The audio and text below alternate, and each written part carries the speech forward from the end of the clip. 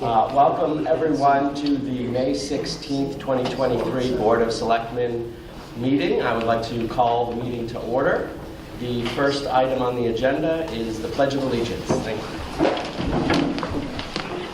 I pledge allegiance to the flag of the United States of America and to the republic for which it stands, one nation, under God, indivisible, with liberty and justice for all.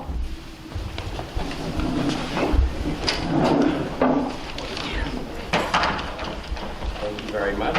The first order of business in our new term is to first welcome Laura Hebb, our newest Select Board member.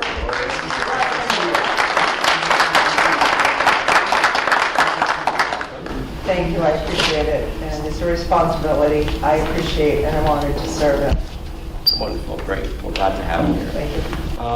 And as part of the new board formation, we reorganize the board every year, so this is a yearly process where we decide who and nominate who the chair is going to be for the following year. Do we have the cheat sheet for that? It's a very formal process. We have to go.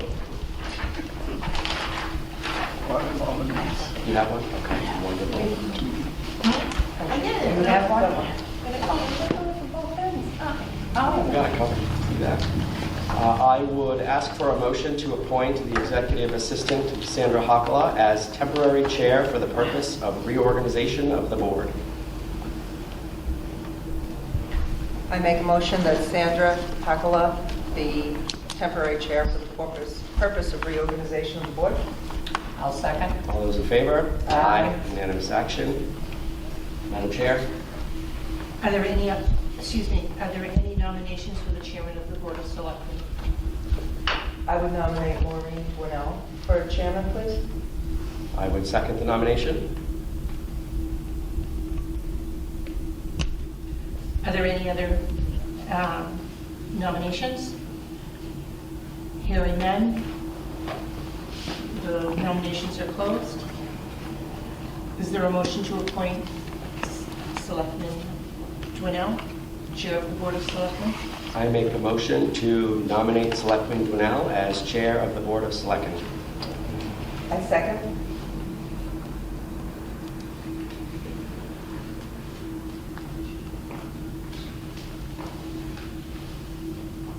Yeah. All those in favor? We only have a motion on the second. Oh, I'm sorry. The motion is seconded Yes. by Brett. Yep. No, I second it. Excuse Brett me. made the motion, I second it. Yes. And you, number 6, Maureen. Yes. With the new chair, then motions to rescind the former motion appointing Executive Assistant Sandra Hakala as temporary chair and thank former chairman Brett Simons Privilege. for his service to the town and returns to regular business of the Board of Selectmen.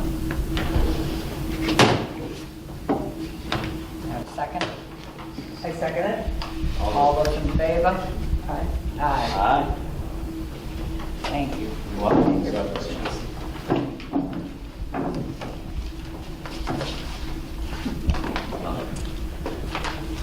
Careful. I know. We don't disrupt the new chair. That's not going to be a good first order of business. No, that wouldn't be good. No, it wouldn't be very graceful at all. Yeah. Congratulations. Thank you. You're welcome. The first order of business, do we have Senator Ryan Batman and Representative Dave Meridian? They haven't arrived yet. They haven't. So we'll take the next order of business, which is Maple Ave Sidewalk Project, scope of work and arbor commitment, DPW Director. Okay, so I'll handle this. Dennis Westgate, our TPW Director, is currently still with the building committee, so he's on the other side of the building. And just for the board as well as for the audience, just to let you know, this is sort of an inaugural run in this building, in this space. We are capturing the sound through the camera there, so when people speak, if you can just enunciate and speak towards the camera, Sounds may be coming from the TV, but the microphone is this way. So just one challenge for tonight while we finalize getting things right in this room. For the board, in the board's packet, there's a memorandum dated April 13th from Ty and Bond with proposal for providing engineering, permitting, and design services for the Maple Ave sidewalk. Per the board's vote back on April 18th, the board requested staff prepare a scope of work for funding that engineering and design work. That scope of work is provided in the board's packet. If you do have any questions, I can answer those. And we do have a proposed motion for the board's consideration. Thank you. Questions? Comments? I do have some questions. I wasn't privy to all of this, obviously, because I wasn't on the board before, but is it my understanding that this is a $280,000 study to determine whether or not sidewalks are feasible down Maple Ave, or to just engineer? So this is to do the engineering and design work for the construction of sidewalks along Maple. As part of that, there'll be different steps, such as preparing a base plan and survey. Along the way, before finalizing, there'll be updates from the consultant, so that at least the board will be able to have input and be aware of progress as it's being made before the whole project's done. They're just not going off and doing this work. It is going to require input. Another thing, because of the resource delineation, there will be a need to identify alternatives. That's something that would be required by our Conservation Commission because of any resource area impacts. That would look at alternatives. That would all be brought back before the board for input and to basically identify, so we can make sure that this project, as it goes forward, can reflect the engineering work that's going into it, but also then the board's input and any public that the board may then want to decide to insert into that project as well. And there would have to be land takings along the way, is that correct? And that would increase? That's what the outcome. So the outcome would be a construction, would be the engineering plans, but then also the construction costs identified, right-of-way takings, any easements, whether it's temporary or permanent, that would be required, as well as costs associated with that. And then the town would then need to go to town meeting, not only to secure funding for the project, which could be paid out of ARPA, but then also to get authorization for accepting or any formal process for those takings. So we would have to go back to town meeting to require even temporary and especially permanent easements or any takings that would be required for the project. In reading the package, it said that the engineering was going to be $280,000, an estimated cost of $1.5 million, and then we put the land takings on top of that. And some of the land takings would be probably from the railroad. Now, does that also include, what do you do when you put a sidewalk across the railroad? So that's something that would be done in order to identify whether or not that crossing needs to be upgraded, because you are making permanent changes to that crossing. Very often, any federal permits that would be associated, this would be identified by Ty and Bond. They may require any level of improvements be made to that railroad crossing. At this time, it's difficult to identify exactly what that would be, because we don't know the amount and scale of those changes. Those are my questions. We do have environmental impacts also, right? Correct. So we're very Talking retaining walls. within the corridor. As you travel from if the DPW property is to our back, and we're heading towards the center of West Upton, you have wetland system on the left side of the road. As you pass Maplewood Cemetery, you have that pond surface water body right there. As you continue past the DPW wastewater treatment plant entrance, there's also a small isolated wetland in there. So there are a number of environmental impacts that will have to be studied in order to do that work.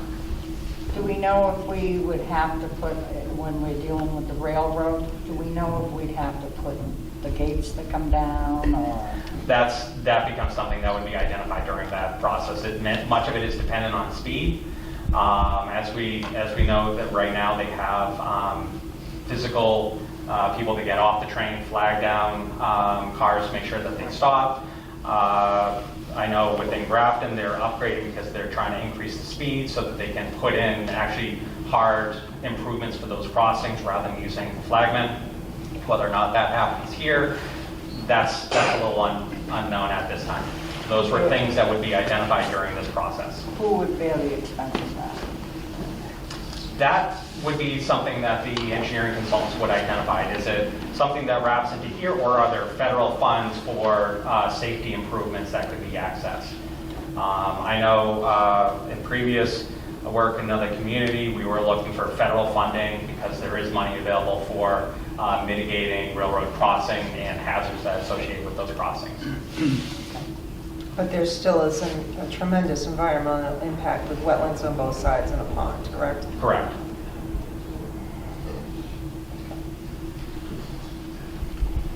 Right. I don't have any questions. Do we have a motion to support? I make a motion that the Board of Selectmen vote to authorize up to $280,000 from the town's ARPA allocation to engage tie-in bond for engineering, permitting, and design services for the Maple Ave sidewalk project as proposed in the April 13th, 2023 memorandum.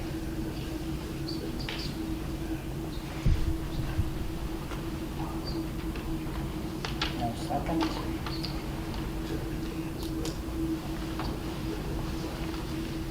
Maybe we should push this off Maybe to so. a future date until we have a better handle on what's going to be necessary to do all this. I'd like to come up to speed a little more. Okay. No motion. No motion.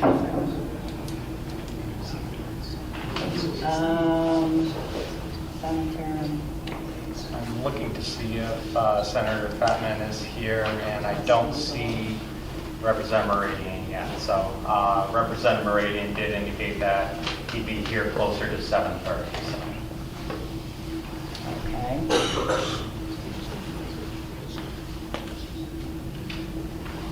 So we will go to 4B then. The site eligibility is the proponents of the project here? No, and if the board would like, I can just provide a brief overview before I turn things over to our Director of Land Use Inspectional Services to sort of talk about the site eligibility process. Okay. For the board, as well as for any residents in the audience, in the board's packet is an email and a letter that the town of Upton received from Mass Housing. Mass Housing is a quasi-governmental agency that their mission is to support affordable housing initiatives across the Commonwealth. Within that letter dated May 9th to the Board of Selectmen, the town was notified that a site approval application was submitted by Lovisser Building Corp. For a proposed 68-unit rental housing development on 6.7 acres at 45 and 51 Main Street. This is the initial process. This is not an application to the town. This is an application to Mass Housing for what's called site eligibility. Within that letter, it identifies that the town has 30 days to provide comments back to Mass Housing for them to consider as part of their site eligibility acceptance letter. So with that, I'd like to just turn it over to Michael Antonellis for him to speak about what sort of the 40B process is, what the site eligibility process, and maybe what to expect going forward. Everyone, Mike Antonellis, Director of Land Use and Inspectional Services. So I'm going to try to quickly, within the next 5 minutes, just kind of take us from A to Z with this whole thing. Why are we in this process? Where are we in the process, and what's next? So Mass General Legislature Chapter 40B provides for a comprehensive permit process that allows applicants to file for approval with the local zoning board of appeals if a town has less than 10% of its housing stock that's formally dedicated as low to moderate income or affordable housing. Per DHCD, Department of Housing and Community Development, as of March 9th this year, the town has 6.7%, and that's 189 units of our total housing stock is dedicated as affordable housing. That's a deficit of 93 units, which would get us to the full 10%, as is required by state law. Per the 2020 decennial census, that would go up to a deficit of about 111 units. So as Joe mentioned, we received a notice from Mass Housing. That was May 9th. The applicant is undergoing the site approval process in order to receive project eligibility determination from Mass Housing. To receive project eligibility, the applicant shall be a public agency, a nonprofit organization, or a limited dividend organization. The project should be fundable by a subsidized agency under low or moderate income housing subsidy program, and the applicant shall control the site. The site, and I won't go through all these in detail, I'll just hit the highlights of them, but the site eligibility application contains the following elements. Sort of standard stuff, name and address of the applicant, address and site description, a locus map, a tabulation of proposed buildings, the name of the housing program for which they're filing under, relevant details of the particular project, conceptual design drawings, including a site plan and exterior elevations, a narrative description of the approach to building massing and other things, a tabular analysis comparing existing zoning requirements relative to the waivers that they would be requesting from existing zoning, local zoning, and evidence of site control. And that was all presented in their application that we received from Mass Housing. And so I think this was maybe already mentioned, the project as proposed will contain, currently as proposed, 68 apartment units. The town is now within the review and comment process. And so we have, as Joe said, 30 days to respond with comments, during which time a site visit has been scheduled pursuant to the relevant regulations, and that will include local boards and staff. The town is until June 8th to provide comments back to Mass Housing. Until that time, Mass Housing can receive comments from local boards, usually in the form of a letter by the Board of Selectmen and by other interested parties. Project eligibility, in determining project eligibility, Mass Housing will make the following findings. And again, it's a long list, but I'll hit the highlights. That the project appears generally eligible under the requirements of the Housing Subsidy Program, that the site of the proposed project is generally appropriate for residential development, that the conceptual project design is generally appropriate for the site, that the proposed project appears financially feasible,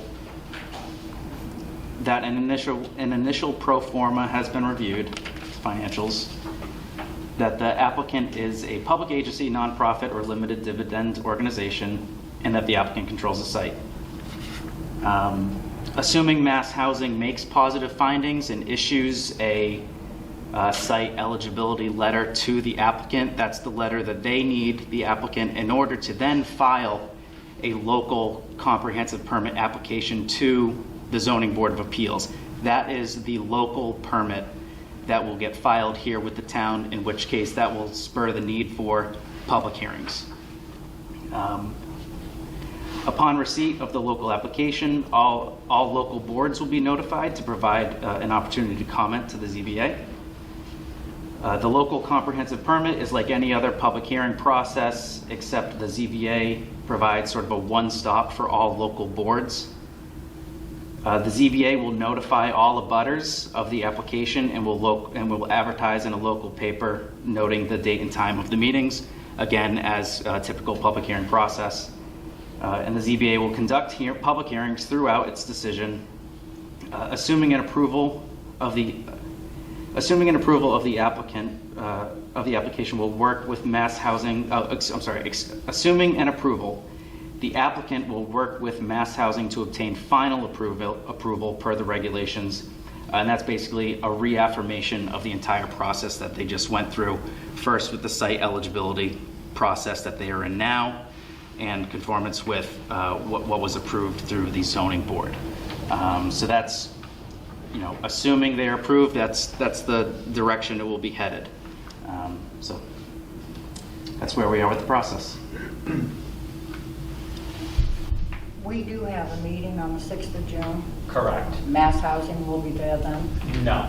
No, but So- there will be a comment period for... So for in similar projects that I've gone through, basically, the town in providing comments to Mass Housing can be as restrictive or open as it wants. So it can receive public comment and express concerns that public may have, or it could be something that is just staff-driven as far as technical comments.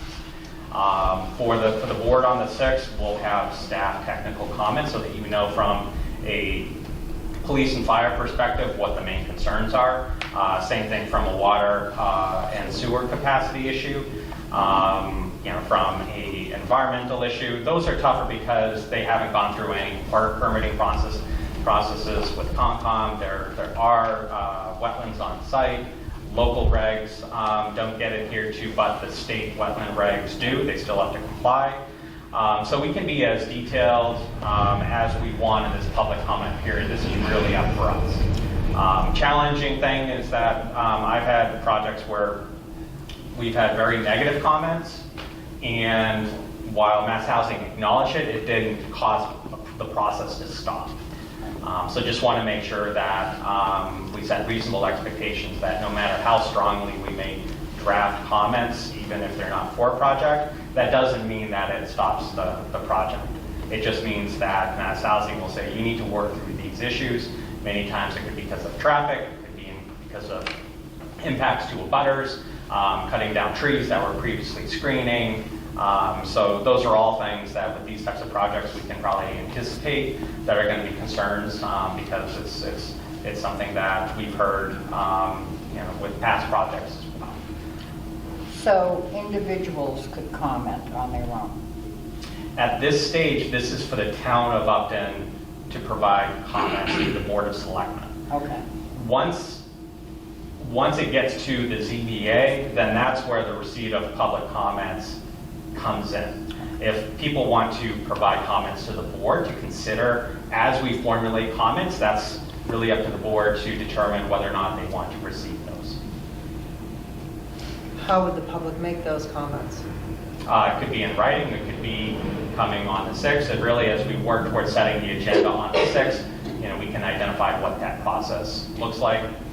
Any member of the public can submit an email to the board, can submit a letter expressing their concerns of the projects. The plans are in the board's packet. Work with Michael to put the full material up on a town webpage so people can take a look at that. And just like any public comment that comes into the board, it all gets distributed to each board member directly. Okay, and if people aren't computer savvy, would there be plans at town hall they could view? Because some Correct. people can't, depends on your eyesight. Some of the Yes. computers are a little small. Some Right. people might like to see the big version. Exactly. So not to volunteer Michael in this instance, the Land Use and Special Services Department, top floor of Town Hall, would have a copy of this material. I have the large-scale plans in my office. So we would take the public comment for our next meeting and go through all the comments at that point. Yep, that is absolutely up to the board to decide on doing that. Anything? If I may make a comment. Yeah. I think it's really important to recognize that your presence here speaks volumes. We know why you're here. We know what the proposal is. We see the impact to what is now a forest, and the privacy, and the light, and the noise, and the parking, the view. The town is in a very difficult spot, just from an administrative perspective, because of these laws that have been set up at the state. And it's a challenging situation for everybody, right? People have property rights, you all have property rights, and unfortunately, this is a tough one from a town administration perspective, because we don't necessarily have the ability to enforce the type of development we want. Correct. But we want to be able to work with these people so that we get somewhat what we're looking for. And not to get on the bad side, because we actually don't have much say in it, which is sad. And maybe, one thing that is another sort of reality is, like, we look at the analog to this is what they built over at 149 Main Street Apartments, right? It's a neighborhood, it's on a main road, and there was land acquired, and you saw what got put up. There's obviously a lot of dissent around that type of development. Yes. Comment? Patrick Road, 13 Whitney Lane. The property behind our house is filled with wetlands. And although we may not have a lot of options to go against the state, it seemed to me that really going after that wetlands, the road seems to cross right through. So could we not involve the state in protecting our wetlands and thereby close this project? I think the town manager addressed that as far as the wetlands. They have their own experts, Right. per se, in regards to the wetlands. But they do try and work with local authority also. Right, and just to speak on that, there's a lot of things such as that, any sort of impact associated with crossing wetlands, doing mitigation for that crossing, that all gets worked out through the engineering peer review, the process in front of the ZBA. That's a legitimate comment to incorporate into the board's comments as far as impacts that on the wetland system, off-site impacts. Those are things that they're going to have engineers that do that level of analysis, and they do have to still comply with state environmental requirements. So they don't get a full pass. They are local regs, which are more strict than the state. They're able to get waivers from those, but they have to meet the state requirements. Title V, wetland, environmental regulations, they still have to meet. Joe, am I correct that this is really just an initial phase? When I drive by, I think they're just starting to stake and survey, so do we know, have the wetlands been identified? So my understanding, and we're going to, when we attend the site visit on Friday, we're going to be able to observe. I would anticipate that because the site eligibility is really a broad level approval from mass housing, meaning that the site eligibility, then they can really engage engineers and really pull together an application, which is still going to be months and months away from once they receive site eligibility approval. That's when they're going to do the fine-tune surveying of wetlands. They're going to probably stake the center line of the access drive. They may have some wetlands flagged, but it's not going to be a real detailed wetland survey. And it's not also going to be peer-reviewed at this point. That's a process for the comprehensive permit to undergo that level of peer analysis. That all takes place at the mass housing level? That's the town level with the ZBA once they file a comprehensive permit. Mass housing is not going to look at the environmental. If this was a 30-foot river cutting through the center, and it was not feasible to bridge and build the development, that's where they may say, this isn't a good site. Here, they're realistically saying, you're going to have to show this. You're going to have to demonstrate how you can comply. And that level of analysis would be done at the comprehensive permit level when it gets applied to the ZBA. Mr. McGuire? Comment to the chair. Rick McGuire, 11 Whitney Lane. Our existing building code stipulates that the buildings in town should be 3 levels or less. So how does this proposed building of 4 levels fit into that process? It's a question that we've got to direct to the housing board, as you've talked. And that's where some of these things, unfortunately, comprehensive permits, a lot of the local regulations, they can obtain a significant amount of relief from. It doesn't mean it doesn't continue to be an issue, doesn't mean it doesn't become a topic of negotiation, but there are building code requirements they need to adhere to, but zoning standards such as maximum height, they can get waivers from. They have to quantify those waivers and identify why, but it's not something that ultimately is something that results in, say, denying a project because of the height. And I can tell you, I think that as part of our feedback that we make as a board, at least from my perspective, it's up to the board, but my view is obviously we would have 0 support for putting in a 4-story building. I would agree. Yes. Yes. Eileen Rackerton, 21 Whitney Lane. As an abutter, I certainly am concerned, but I hope that the board is not assuming that all of the abutters and/or all of the people in the Whitney Hazeltine neighborhood are against the project. I don't think you should assume that that's the story. However, I understand from what you've said so far that after June 8th, concerned people will be able to express their concerns via writing to the board. Is the builder, Joe, you mentioned before that just because people are against the project doesn't mean that the project won't continue to go forward.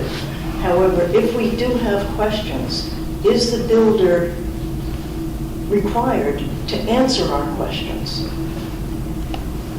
So, and my apologies because I probably am relying on this little sign to indicate name for everyone here who maybe I haven't met. My name is Joseph Layden, I'm the town manager.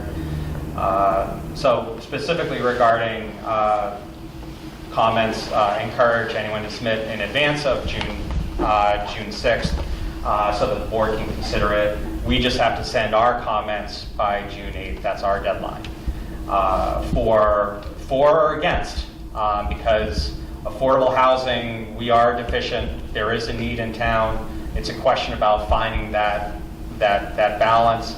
And we have a housing production plan committee that is working on a plan right now because we still have a lot of work to do to get to our 10% as required under 40B. But if there are some negative comments, what Mass Housing will say is you need to listen to these comments and try to respond or take them into consideration. I'm not referring to comments, I'm referring to specific questions that abutters may have and want answers to. Will the builder be required to give those answers? So as part of this process, no. If you submit comments asking questions, the answering of those questions is really at the comprehensive permit level. This is an administrative process of Mass Housing where they're asking the town for comments. They don't require the developer to respond as if it was a public hearing to each comment. Mass Housing may say, take a look at these and make sure you incorporate them into your plans, into your development process, but they don't require that they respond. They don't even have to respond to the board's comments. It basically is, that's where this is not yet a town process. That will come when they finalize and apply through the ZBA for a comprehensive permit. And then if residents have specific questions at the ZBA, will the developer respond to those questions at the ZBA level? That's where, from the ZBA's perspective, they can then require that. But that becomes their public hearing process. Yes. Oh, yeah. Mr. Layden, it was my understanding that if we had submitted the appropriate... Who are you? I'm Craig Winefuss, 8 Hazeltine Road, sorry about that. It was my understanding that if we submitted the appropriate paperwork to the state, then we would be able to avoid so-called like aggressive 40B housing, and I thought that we had in fact done that. So this, to my point of view, seems like almost like an aggressive 40B where they're saying that they're going to do this. I thought it would have to go before the housing board, and they form a plan of what we want to do as a town for 40B, and I didn't think that they'd be able to bypass that if we submitted the appropriate paperwork, which I think we did. Just so that I don't have, do you want to take some of that? Yeah, so the To bring some of the heat over there too. you're over there, so it's pretty where everybody's facing. Craig, I think what you're referring to is safe harbor status. Yes. And to my knowledge, the town hadn't entered into safe harbor status prior to this application, I thought we did. Is that true? That's in fact true? unless, So to get safe harbor, you also need to be a housing certified community, which we do not have a housing production plan that is certified. Yeah. That is the process we are in under now. Yeah. But also at this stage, and I understand 40Bs because there's a lot of negative connotations. I was here for, even before starting, I was here for the Mechanic Street vote at town meeting, you know, really pushing the envelope of what that auditorium could hold. And I know there's a lot of negative connotations around 40B, but not every 40B is hostile, not every developer is as well. Part of it is their level of communication. This is such an initial step that they really can't even talk to us until they go through this step. They can't apply to the ZBA, and let's say we did have, we were in that safe harbor period. It would be at that stage we'd say, you know what, this is not keeping with what we want. We're not going to approve it. It wouldn't happen at this stage through mass housing. We could say, as part of a comment, like, we don't think this fits, and we would be, you know, warning the developer to reduce down, make it more compatible, otherwise they may risk. But very often, when towns are in that safe harbor, they'll still enter into a dialogue with 40B developers, because you're going to then want a project that fits within the town and what the objectives are. So by default, even if we were in safe harbor, which hopefully, you know, by the time we get to the fall, we'll have the housing production plan wrapped up and certified. Even if we were at this stage, it wouldn't have an impact. Okay. Great, thank you. Yes. Sue Perry, 24 Hazeltine. I have two questions. I didn't know if this is just, we're talking about it right now, but this 40B housing that we're talking about right now won't have as many places for that 93 or whatever that we need to hit our 40B.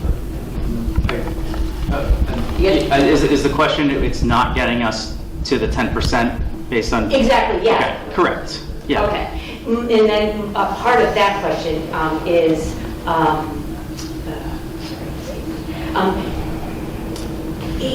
can't we fulfill this in other places in this town? Yeah, through the chair. Yes. Yeah, absolutely. And what Joe was just talking about was the housing production plan, which is basically a local guidebook that the town's working on to identify those opportunities in the future. It's supposed to be more broad than how do we get to 10%, but really the meat of the document is how do we get to 10%. And so we're going through the process right now with CMRPC and our Housing Production Committee is to figure out what are those strategies, what are the tools available to us, what are the regulatory tools available to us, what are the sites even available to identify that we would want some sort of housing on. Doesn't necessarily need to be this, can be something else, and help us incrementally get to 10% and then stay there. So that's what we're currently working on through the Housing Production Plan Committee. And then my other question is, can the public or the community walk in this area with anyone to see where the lines are, the delineation or whatever? Can anyone from the public go and walk this area? I don't think so. That's not expressed in the regulations promulgated by the state on that, and I would need. But if it were to be allowed, it would need to be at the express allowance of the property owner in order to let the general public on. So I couldn't answer that confidently. Okay. But also just on that, if they did apply for a comprehensive permit, very often zoning boards of appeals will schedule a site walk and allow for an opportunity for the public to attend as that public hearing process. Yeah, upon the applicant's agreement to allow them on, yeah. Thank you. David Brooks, 3 Primary Circle.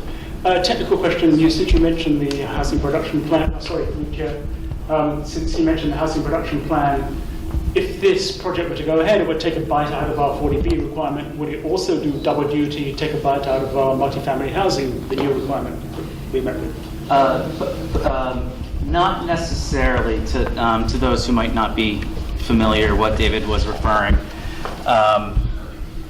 In 2020, the state passed new legislation that requires MBTA communities to adopt multifamily zoning by right districts, meaning that there should be land dedicated in MBTA communities, of which Upton has been identified by the state as being in MBTA communities. We can argue about that later, but that's the designation.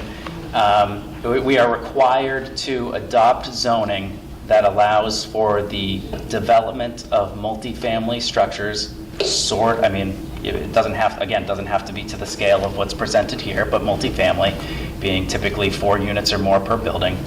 By right means basically approvable with a building permit at the least, or site plan approval through planning board at most. No special permit, public hearing process as would be required through this process.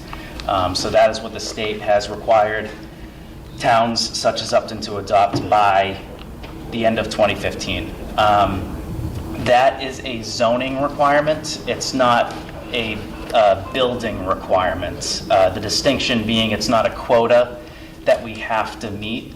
We've been identified as needing to zone for the construction, or for the potential construction of 150 units. It is not a requirement that you must produce 150 units.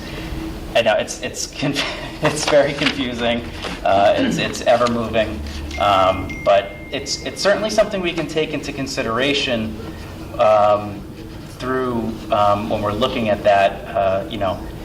It's one of these things where, this project has already been in the works for this site. If for some reason it didn't happen, it's still something we could potentially identify for that process if we wanted it to. So sort of yes and no. I know that's sort of a unsatisfying answer to that question, but yeah. I'm going to take one more question, but I encourage people that have comments to please forward them to the Selectmen's office for our next meeting, and to attend the zoning board public hearings where you can ask any of the questions that you want answers to. But until then, we have no answers right now. Yes. I have a technical question. I'm Mary Ellen Kennedy, 22 Hazeltine. So when I was reading the state's information about 40B housing, it says it enables a municipality to reject a 40B application if the developer submitted an application for the same site for non-40B development within the previous 12 months. And I remember being in a meeting on Zoom when the same applicant came forward with a housing development for the same area, but I don't remember the date. Was it within 12 months? And could this buy us some time to maybe get that plan in place? No, it was greater than? He wants to cancel the application. I don't know why he can't speak for himself. All right, yes. Did the developer cancel that application himself? It was for 6 homes, I believe, at the time. So at least through the chair, I've been here 12 months and I know no application was here since when I started. I believe it was a couple years prior to that, but we are definitely well beyond the 12 months. Okay. So please forward comments. They will be welcome, and I encourage you to attend the zoning board of appeals hearing where you can ask questions. Because at this point, they're only going to take the comments. Correct. And it's still, so that everyone knows, there is no application, still many months away. Abutters would receive notice. Direct abutters to abutters within 300 feet would receive a mailing letting you know of the public hearing. We would, of course, be having it on our town website, going out under news and announcements. So feel free to subscribe for news and announcements agendas through the town's website. Thank you all. And where do we make our comments to? The town hall? Yes, through the board of selectmen's office, to the town manager. Regarding the site visit, in the paperwork we received, there's one on Friday. It looks like it's open. Can we go? Is there something open Friday on at 10 Friday? o'clock. It indicates that that site visit, the question ends up being whether or not it is available and open to the public, because what typically happens is, and I'm just going to read, during the course of its review, Mass Housing will conduct a site visit. So this is Mass Housing site visit, which local boards, as defined in 760 CMR 5602, may attend. So it's not a public site visit. That's what really would wait for that comprehensive permit stage with the ZBA. Thank you. Thank you all. Yes. Sorry, just, here's a link to my email address on the website for the town. My name's highlighted, Brett Simus. You click on that, it'll generate an email to me. If you have questions, just send them and we'll try to get answers to them. You could also send them to any of the fellow board members or to the town manager or to Mike as well. But those links are on the website to the emails that come directly to us. Can you put cards up here? Those are my cards. Don't forget, we are a historical town. Yes, they are here. Oh, good.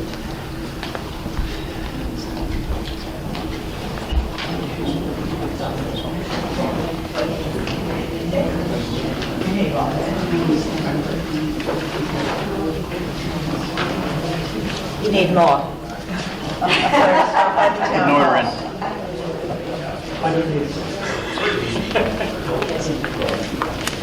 Thank you. Comment about how we received notice of this? Because I got a flyer in my windshield. It said the town hall. That was not sent by the wasn't town. us. That was private citizen. Thank you.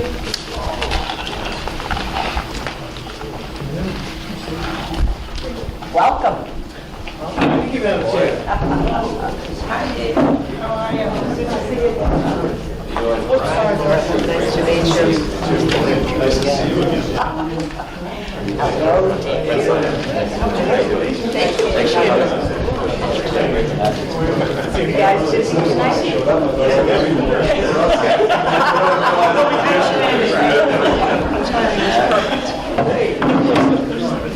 Sorry for the wait.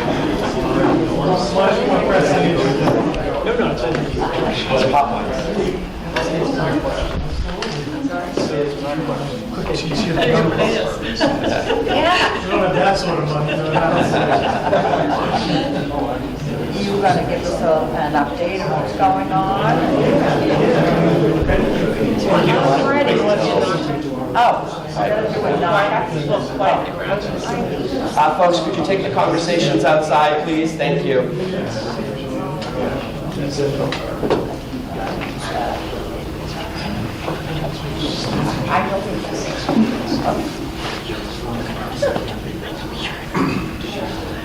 Well, Madam Chair and Select Board, thank you for the opportunity to attend tonight's meeting. I first want to extend my warmest congratulations to Laura. Congrats. It's great to have you on the board. We're excited to work with you in any capacity that we can in the future. For those that don't know, maybe in attendance, I'm Dave Grady. I'm the state representative. I've had the pleasure of representing the town of Upton since election 2014 and being sworn in 2015.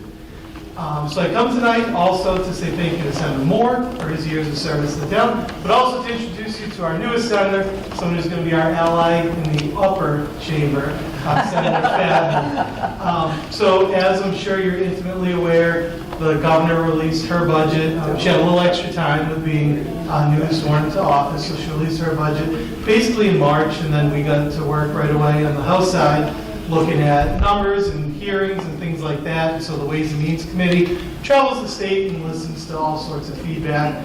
And so then, as in typical fashion, the second week in April, we release our budget. We have 2 days to file any amendments to it, which is maybe not quite enough time. But then you have all school vacation week to review the amendments, which there was about 1,500 or 1,600 of them. And then the final week of April, we negotiated our budget. The Senate follows a very similar path in May. They have the luxury of watching returns and receipts and tax revenues come in. But unfortunately, it's not always a luxury because the tax revenues recently plummeted.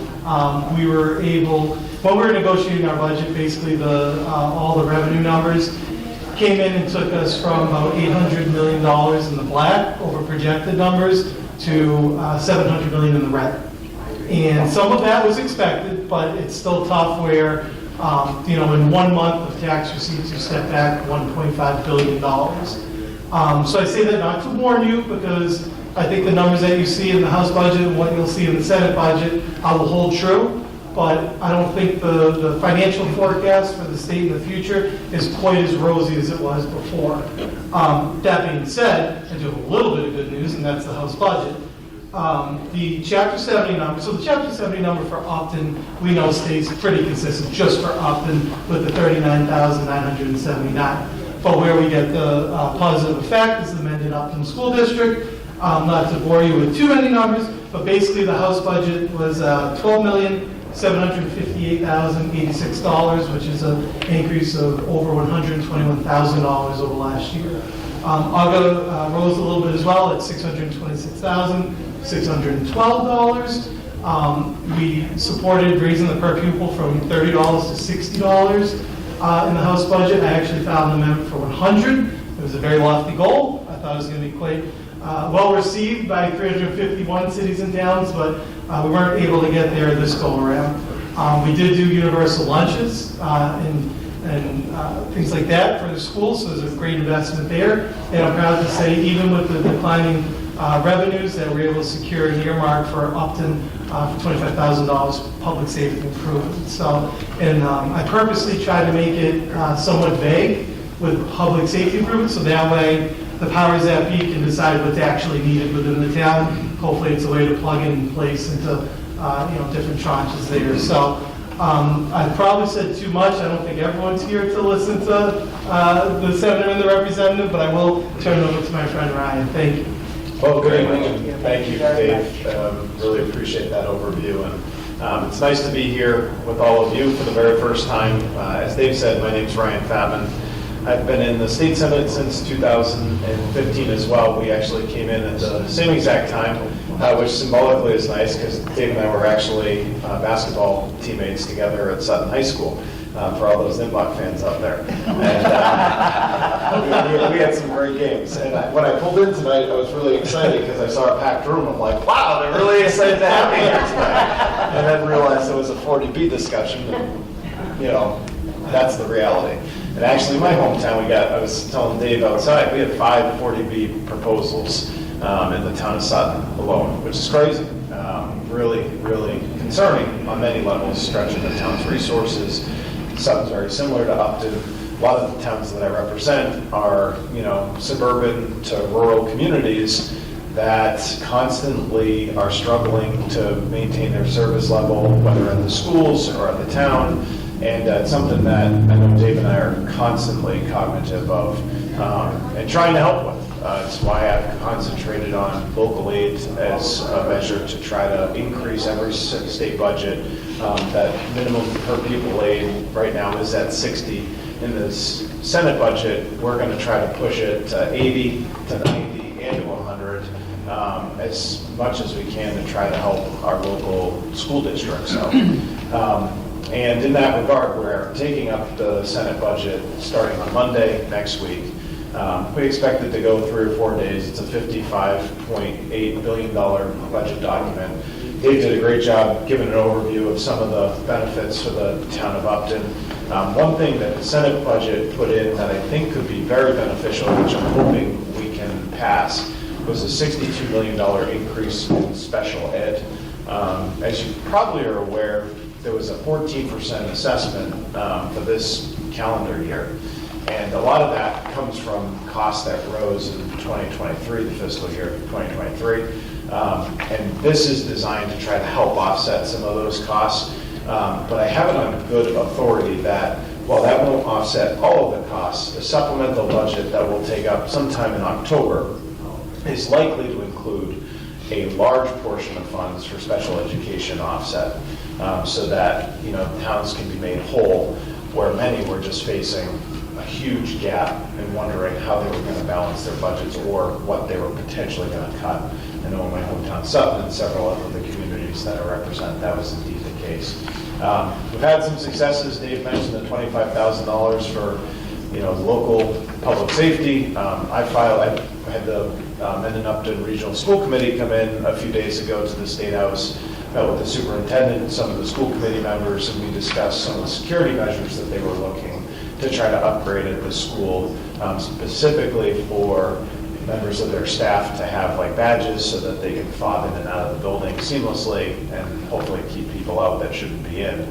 So I filed for that. And back in the economic development bill, we were able to help out a local business, Rushford and Sons, by getting them $50,000 to help support their business. So we want to make sure that Mike succeeds in the endeavor that he's taken.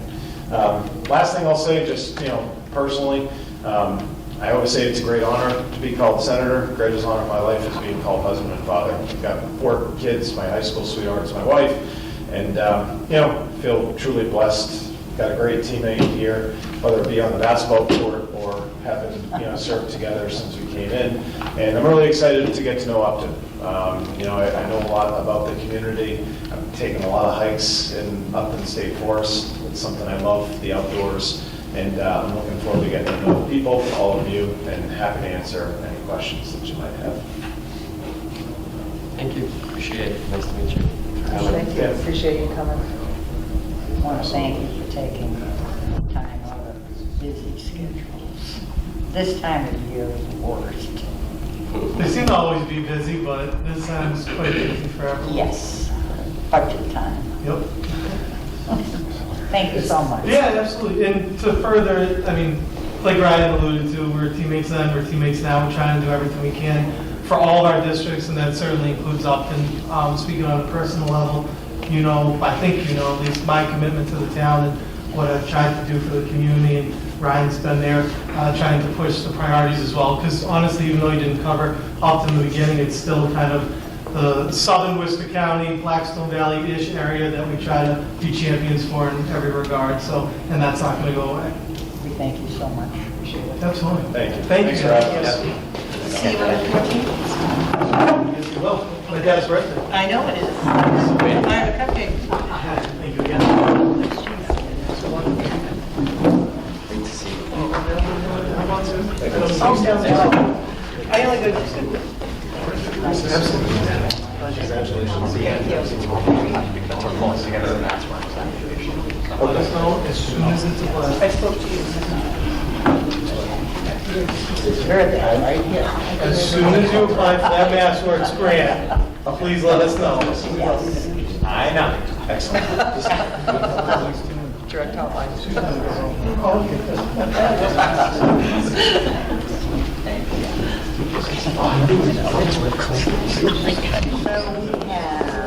4C, MassWorks grant submission authorization. Oh, yeah, sure. And inspections. Now we can narrow it down. Yeah, so working, Mike Antonellis, Director of Land Use Inspection Services. Working with, obviously, as a result of the application for Governor's Landing.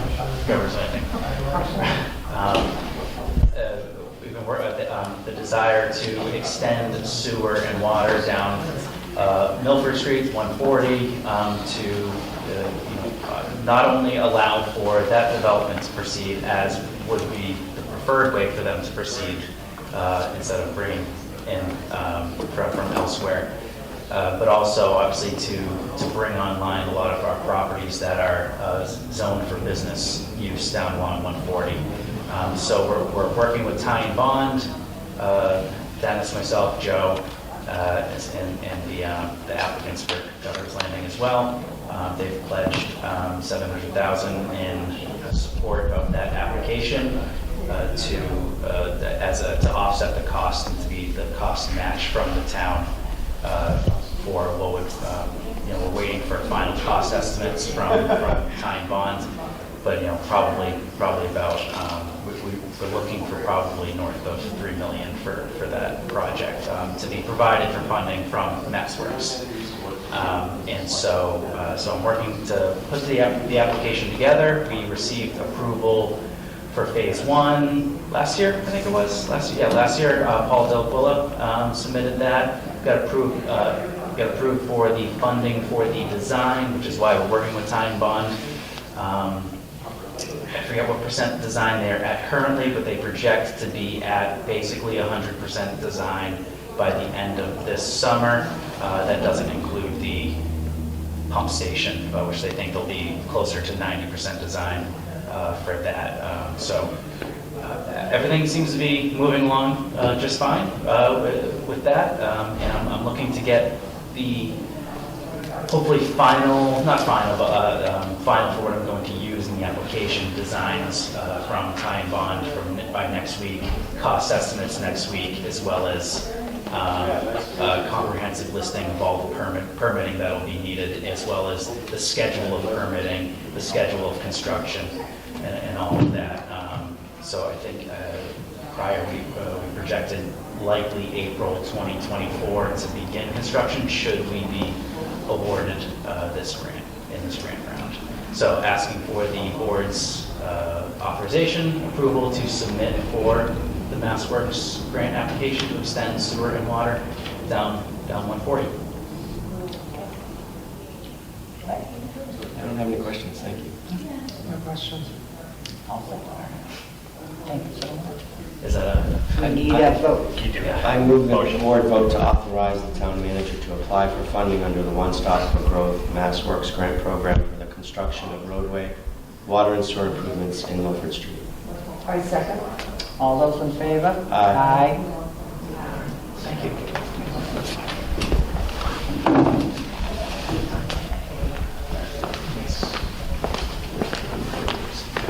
Next one, we're passing over this. Conservation's going to sign. Last minute change and conversation with town council. Okay. Town manager's report. Okay. So, and sorry, I got a little distracted. Should have actually handed this out at the beginning of the meeting, but we had a little bit of excitement going on. So, just to give the board and the community just an update on some projects that are going on. Continue to work on website redesign. Actually just met with staff, including Michael, Sandy, Denise, and Amy in the code department to try to get finalized layout and color template. approval going. We're going to hopefully in the next week start moving towards transition. Training is actually starting to be scheduled. We're looking at mid to late June for employees on training for the website before anything goes live. We continue to get calls with people inquiring about electrical aggregation. We just had residents had a really horrific winter with significant escalation in electricity costs. Those should be coming down now that we're in spring, and National Grid had, when they went out to bid, secured a lower price, but that it's feasible that it's going to change once we get back to fall. So I did reach out to Colonial Power. They are our aggregation consultant to find out, have you gotten an update?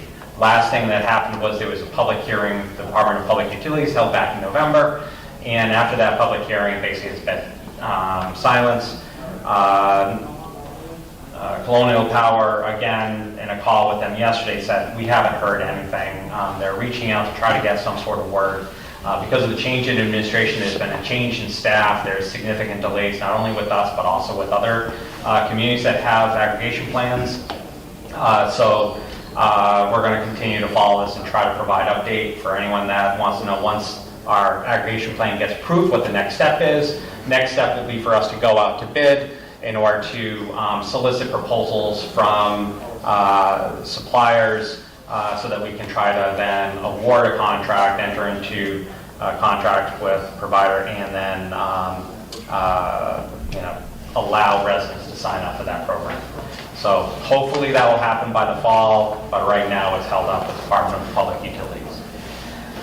Racine building, we've vacated, and we also have completed the ramp project. The only thing that really is left is the restriping of the parking lot, because handicap parking spaces have been need to be restriped and relocated because of where the ramp comes out. Also, handicap buttons are installed, so now it becomes a question as far as identifying, what then is the future use of that building.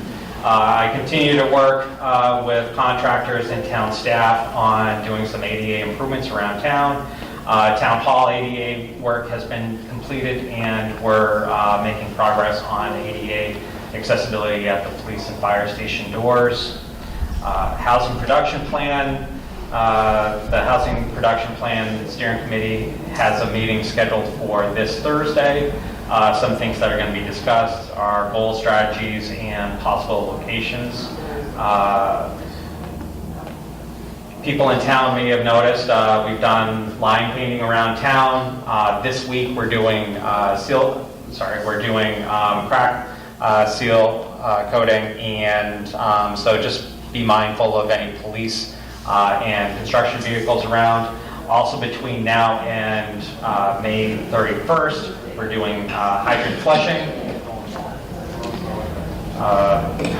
Rounding things out, the town back in December 2022 had received $125,000 earmark to support economic development.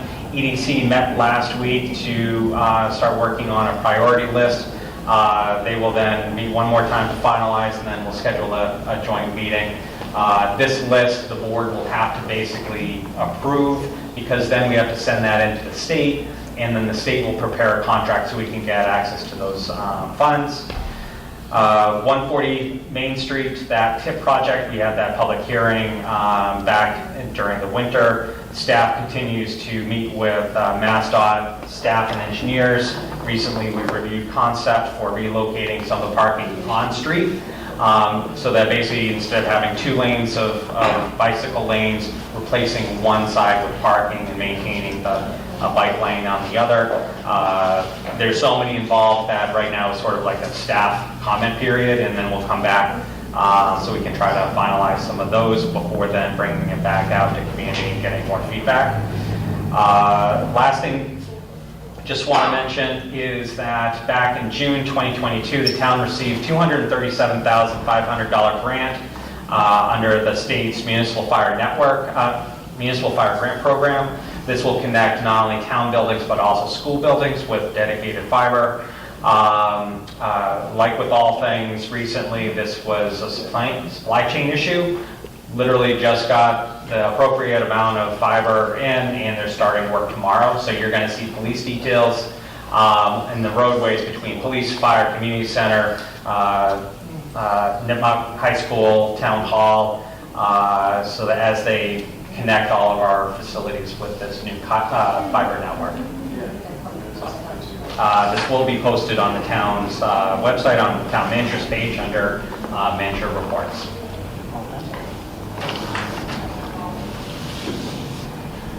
Next on the agenda, we have a resignation from the Housing Trust, Tracy Higgins, because her availability has been lessened quite a bit because of the need of the job. And I'd like a motion to accept her resignation with regrets. The Board of Selectmen vote to accept the resignation of Tracy Higgins from the Affordable Housing Trust with regrets. I second. All those in favor? Aye. Aye. Thanking her for putting her time into this. We have a request for an appointment to the DPW committee. Mr. Paul Flaherty.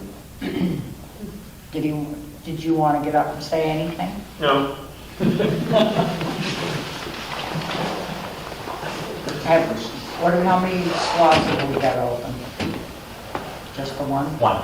That's it. Do we have any questions of Mr. Flaherty? No, I think Mr. Flaherty is well known. You all set, Fred? Do we have a motion to appoint Mr. Flaherty to the DPW committee? Yes, I move that the Board of Selectmen vote to appoint Paul Flaherty as member DPW Building Committee for a term to expire upon the completion of the building project or the dissolution of the committee by the Board of Selectmen. Second motion. All those in favor? Aye. Aye. Let me get back up. We have a request for a MEF Spooky Run 5K road race application for the Mendon Upton Education Foundation.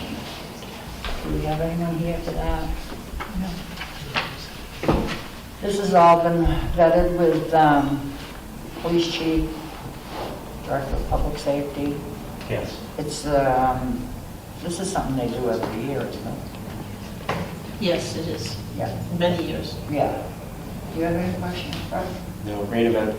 Laura? No questions. Take a motion.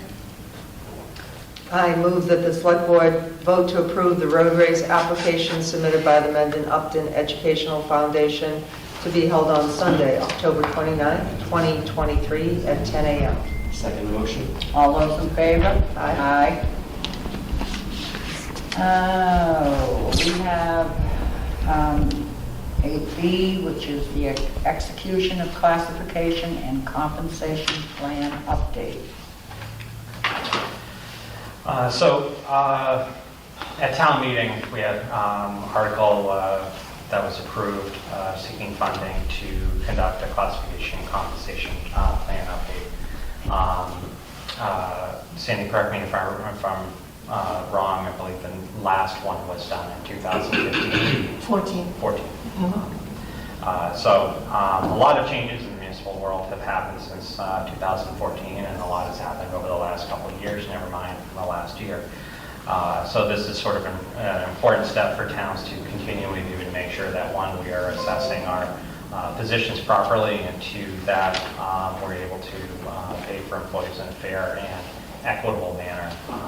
That's not designed to be at the top. They've typically designed these things to be sort of a reasonable range reflecting the community, but also the area where employees are coming from and what we're competing with. Before the board is basically our standard contract. Any sort of contract follows the template that we prepare, that town council had prepared. But basically, what was emailed out to the board this afternoon, what's here, is basically a timeline of tasks to be done, which include meeting with staff, doing surveys of similar sister communities, meeting with, doing what are called JAQs, which are basically job audits, so we can make sure that the job descriptions are indeed reflect what is necessary for the position. All this data gets analyzed, and then they start to sort of produce a report for the town and review with not only town administration, but then also the board, personnel board, in order to finalize that report. So this is looking at basically a 4 to 5 month process. Our hope is to get this underway so that we can make sure that we take this into any consideration as we're going into that FY25 budgetary process. As we all know, that also coming into the next fiscal year, we have some union collective bargaining agreements that also are coming up for renegotiation. So timing is really appropriate for this endeavor. Questions? Great, no, looks good. No questions? So we need a motion to authorize you to, yeah. I move that the Board of Selectmen vote to authorize the town manager to finalize and execute a contract with GovHR for the update of the classification and compensation plan. I second the motion. All those in favor? Aye. Next, board meeting schedule for the summer. I thought this was going to be the toughest topic we had for tonight until our discussion about 45 Main Street. So as the board knows, we typically meet the first and third Tuesdays of the month. However, this year things get thrown a little bit because July 4th is the first Tuesday of the month. But also right now, while we don't have anything listed, if we chose not to have a regular meeting on July 11th, I'd want to at least have some possibility of a remote, mainly because of the fact that as we come in, if we do need any year-end transfers, we have time. Right. Right now, we're actually not predicting anything, but a lot can happen in a month and a half. So I sort of put out this proposed schedule. I don't know what your plans are. Also, it doesn't mean that one of these we can't cancel or that we don't supplement, because it would be good to then have a workshop anytime after tonight to talk about goals for the upcoming year, talk about various projects that the board wants to focus on this coming year. So. I'm away for the August 8th meeting. I'm away for July 29th to August 21st, so I can be back for the August 22nd. I'm away for 3 weeks. Otherwise, these. How about you? Those dates work for me. That work for me.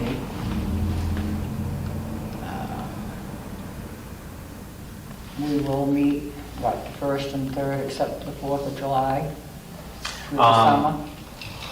Technically, August 8th is the 2nd. July and August on this are the 2nd, and let me just make sure. That's because of Labor Day, right? Pretty much. So. 2nd and 4th. July and August are the 2nd and 4th, mainly because of that whole July and keeping it at every other. If there was one that, you could always drop the 8th, or because that falls on the 2nd. Once we get to September, we're then back on our regular first and third schedule. Maybe we would drop the 8th then, depending on what comes up. Yeah, If you never anything know. comes up, you don't know. Exactly. So that, you'd be all set then, right? Of course. Okay. All right. And we are currently scheduled, the board did approve a schedule through June 20th, so it is just those July, August, and September dates. Okay. We need to vote on that? We don't need to vote. You don't have to, it can be a consensus. I have a motion in case you wanted to be All right, whose turn? Oh, thanks, give me the bad one. Do you want? You want to do it, because we're leaving one, we're skipping the 8th, correct? Sure. Yeah. I move that the board vote to schedule regular meetings for July 11th, 25th, August 22nd, and September 5th and 19th, 2023. I second. All those in favor? Aye. Aye. And specifically what this does, it helps us out if we get public hearing, if we get applications that require a public hearing that we have to advertise, then we can slot those in. Yeah. Has everybody had, well, have you had a chance to read the meeting minutes? I did, Any errors or omissions? not from my perspective. Same here. I'm not allowed, No, I wasn't you're part not. of it. So it doesn't matter. Make a motion that, Yes. Yes, I was correct, yes. I make a motion that we approve the meeting minutes for May 2nd, 2023. I'll second. All in favor? Aye. And we will take a motion to end the meeting. I make a motion that we end the meeting. Excuse Second me, motion. All those in favor? excuse me. Aye. I was waiting for a public comment period. We did that. No, actually, we skipped Oh, over we this. did. I didn't hear it. We did. Public comment. So you want to adjourn the meeting? Do we have to reopen the meeting? Yeah. I never heard a call for public comment, so I'd like to... No, you're right. Excuse me? You're right.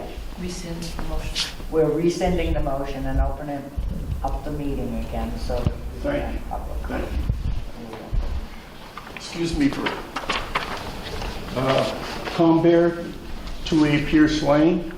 I'm president of the Upton Historical Society, which operates the Upton Museum. I'm here to relate to you a letter that the organization has put together with recommendations for the future use of the Ristine Building and the museum therein.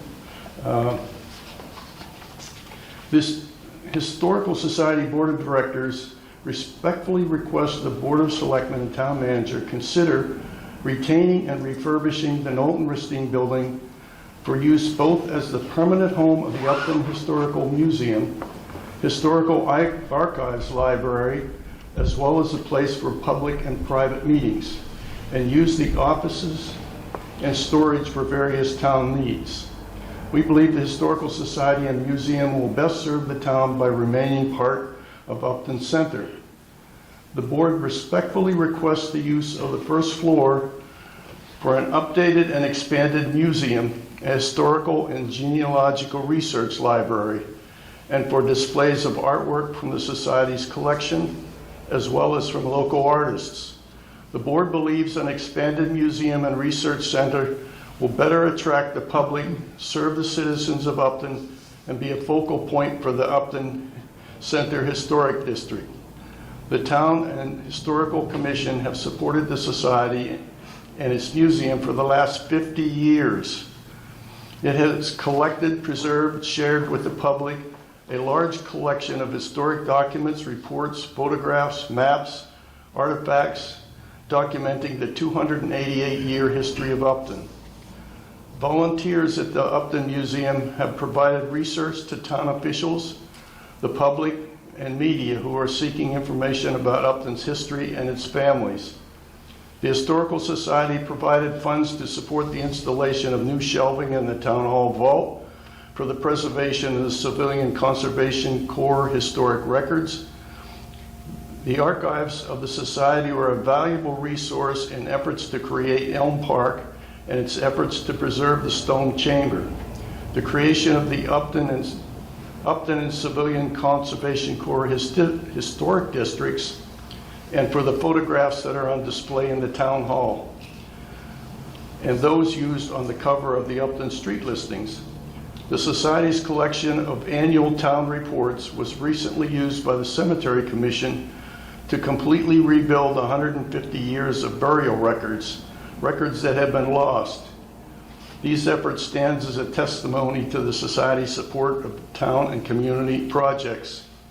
Now, in that case, what they did is we had taken all the town reports from 1900 through 2010, and we digitized them and put them on our website. So they were able to go to our website and search through those town reports for all the records they needed. And it's available to the public. Anybody can go to the website and search all the town reports in that time period. This legacy is especially important as the town's 300th anniversary approaches. Now is not the time to give this significant town asset scant attention or relegate it to a remote location. The Society is willing and prepared to invest their financial and human assets and to conduct fundraising to support a visionary space that will draw in the public, properly reflect and promote the fascinating history of Upton, and serve as an attractive focal point in the center of town.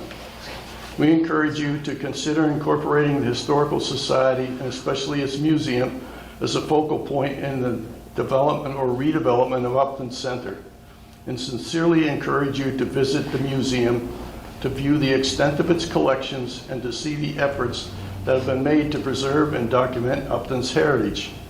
A visit can be arranged upon request. We welcome the opportunity to discuss these ideas with you.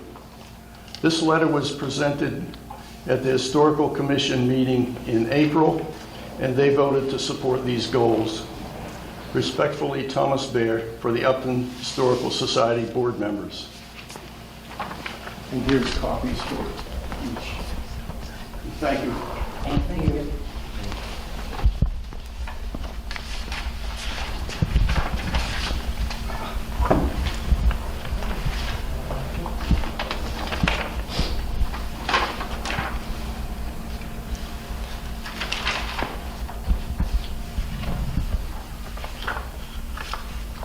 This is something that we would have to take up at another meeting, correct?